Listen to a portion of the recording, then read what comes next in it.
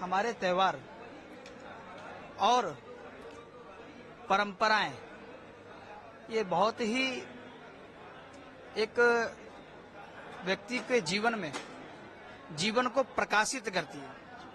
यह त्योहार प्रेम, स्नेह, भगवान की भक्ति और आपस में भावनाएं बनी रहे, आपस से प्रेम बना रहे और भगवत कृपा से दीपोत्सव त्योहार भारत का ऐसा त्योहार पूरे विश्व इसको बड़े हर्षोल्लास के साथ बनाता है, क्योंकि ये दीपों का अंधकार में प्रकाशित करना, जीवन को भी प्रकाशित करना। उसी प्रकार हम लोग दीपोत्सव करते हैं कि हम दीप जलाकर अपने जीवन को प्रकाश में करें, अपने समाज को प्रकाश में करें, अपने राष्ट्र को प्रकाश में करें। ये पावन पर्व बड़ी प्रसन्नता और खुशी के साथ और सब लोग भाईचारे के साथ बनाएं और बनाना भी चाहिए।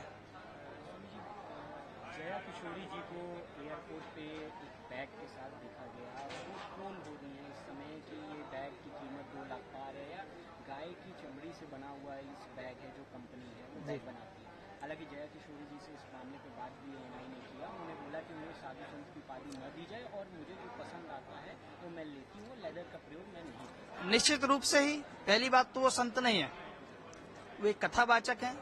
संत तो समाज बना देता है। बाकी हमारी संत परंपरा में अखाड़े द्वारे हैं, गुरु परंपरा चली आ रही है। वो किसी अखाड़े द्वारे से नहीं, ना ही उन्होंने संन्यास लिया, पहली बात। दूसरी बात, वो गृहस्थ भी हैं, अपने परिवार में रहती हैं, उनका अपना जीवन है, उनका अपना वास्तविक अपना जीने का अधिकार है। वो कैसे जिए उस पर ट्रोल करना नहीं चाहिए, जहाँ तक मेरा मानना तो यही है।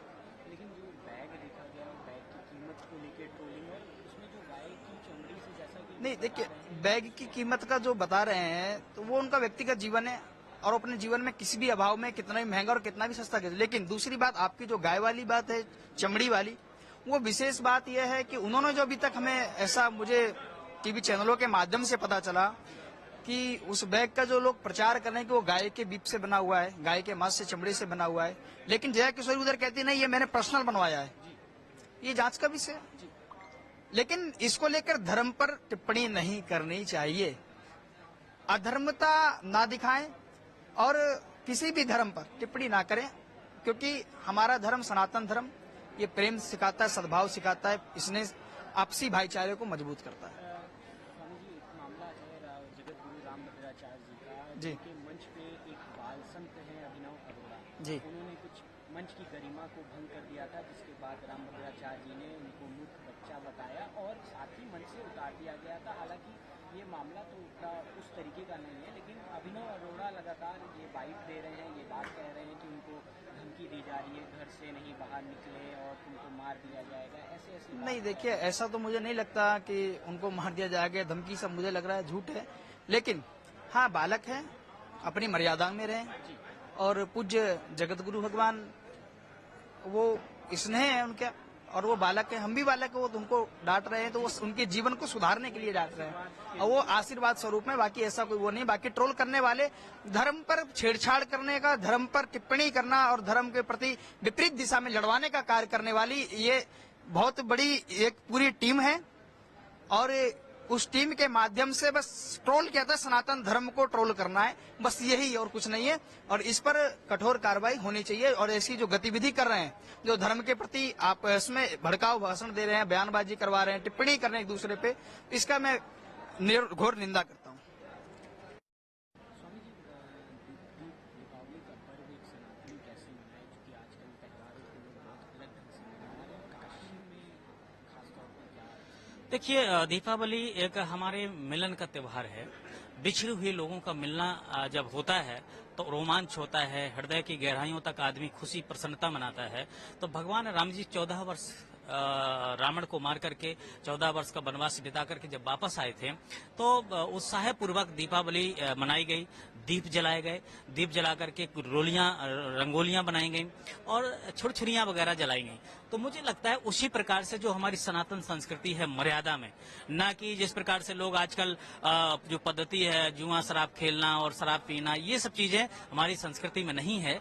लोगों को चाहिए कि आपस में तालमेल बैठाएं, आपस में प्रेम भाव सौहार्द बांटें और दीप जलाएं। दीप मतलब खुशी के दीप जलाएं। दीप का मतलब होता है आपके जीवन में प्रकाश बना रहे। दीपक का जलाने का मतलब ये नहीं कि दीप अंधकार हो जाए। तो ये दीपक जलाने का मतलब है कि एक दूसरे के लिए दीपक जलाएं और आपके जिंदगी में प्रकाश आए, ऐसी भगवान से प्रार्थना करें। और रंगोली बना करके जीवन को रंग में रंग देने की एक जो चाष्ट होती है कि हमारा जीवन रंग में रहे, हमारा जीवन हरा भरा रहे और प्रफुल्लित रहे। तो ऐसी स्थिति में शांतिपूर्वक ढंग से, और काशी में तो वो जगह है ये जहाँ पर केवल मनुष्य ही नहीं अपितु देवता भी यहाँ पर आकर के दीपावली को त्योहार मनाते हैं, जिसको आप लोग यहाँ पर देव दीपावली के नाम से जानते हैं। तो मुझे लगता है काशी अति प्राचीन नगरी है और यहाँ विश्वनाथ जी की पावन नगरी है, तो यहाँ पर सौहार्द पूर्वक दीपावली को और आनंद पूर्वक मनाना चाहिए। एक मामला है, जया किशोरी जी जो कथावाचक है, उनको एयरपोर्ट पे महंगे बैग के साथ देखा गया जिसकी कीमत 2 लाख पार बताई गई है। हालांकि जया किशोरी जी ने एनआई को बताया है कि ये उनका पर्सनल है, मतलब वो जो भी चीज़ उन्हें पसंद आती है वो ले लेती है। उन्होंने कभी लेदर का उपयोग नहीं किया। बैग के बारे में बताया गया है कि वो गाय की चमड़ी से बनाया जाता है, वो ऊँट से बनता है। जया किशोरी जी ने ये भी कहा कि उनको साधु संत की उपाधि न दी जाए, वो साधु संत नहीं है, वो घर गृहस्थी में रहने वाले हैं। ठीक बात है। और वो एक साधारण लड़की है, देश की कथावाचक बेटी है।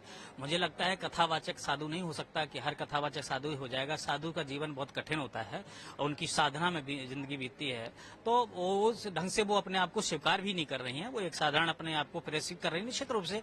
रही बात महंगा और सस्ता की, तो देखो ये उनकी अपनी निजी जिंदगी है, वो कमा रही हैं। चाहे वो रामकथा, हर व्यक्ति का अपने कमाने का ढंग है। चाहे वो कथा करके कोई कमा रहा है, कोई चोरी करके कमा रहा है, कोई डाकू दे के, कोई इनकम टैक्स करके हर व्यक्ति कहीं ना, कंपनियां झूठ बोल बोल के कमा रहे हैं कि फेवी क्या नाम से फेयर लवली लगाइए गोरे हो जाओगे। तो वो कौन सा सच बोलते हैं? झूठ बोल बोल करके मतलब हर व्यक्ति कमा रहा है, हर व्यक्ति का अपना वो कमा रही। वो 2 लाख नहीं चाहे 2 करोड़ के लिए, उसका विषय अलग है।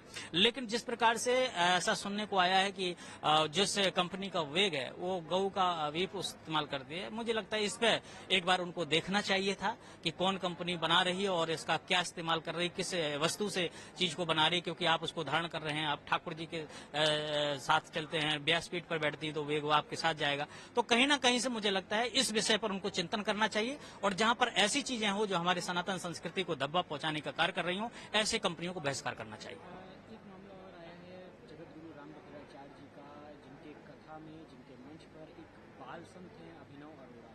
उन्होंने कुछ मर्यादा भंग की थी, जिसके बाद रामभद्राचार्य जी ने उनको मूर्ख बच्चा बताया और मंच से उतार दिया था। हालांकि अभिनव अरोड़ा भी ये कहते हैं कि ये उनका एक आशीर्वाद स्वरूप लेता हूँ, लेकिन अभिनव अरोड़ा लगातार ये कह रहे हैं बाल संत की उनको धमकी दी जा रही है कि आप घर से बाहर नहीं निकलेंगे, आपको मार दिया जाएगा, उनकी दिवाली खराब हो गई।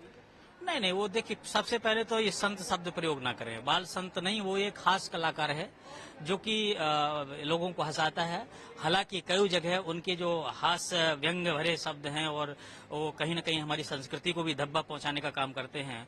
बहुत सारी चीजें हैं जो ये भी नहीं सोच पाता है वो बालक कि हम अपनी भारतीय संस्कृति को कहीं ना कहीं से हम बदनाम कर रहे हैं। तो वो एक खास कलाकार है और कहीं ना कहीं रामभद्राचार्य हमारे देश के सर्वोपरि पद जगतगुरु रामभद्राचार्य पर विराजमान है और एक विद्वान संत हैं। तो उन्होंने कोई ना कोई ऐसी हरकत वहां पर की होगी जिससे वो नहीं उनको लगा, क्योंकि संत की एक अपनी मर्यादा होती है, संत के मंच की अपनी मर्यादा होती है। तो जहां पर ऐसे अभद्र लोग जो संस्कृति को बदनाम करने की चेष्टा कर रहे हो हास्य के द्वारा, तो मुझे लगता है संत को लगा कि नहीं, ऐसे लोगों को हमारे मंच पर चढ़ाना। रही बात ये सब चीजें गतिविधियां बाद की होती हैं कि वो धमकी दे रहे हैं कि क्या कह रहे हैं, ये सब फालतू बातें हैं। कोई संत को क्यों धमकी देगा कोई संत? अरे भाई तुम हमारे मंच पे आया, हमने आपको स्वीकार नहीं किया, आप हट गए, बात खत्म।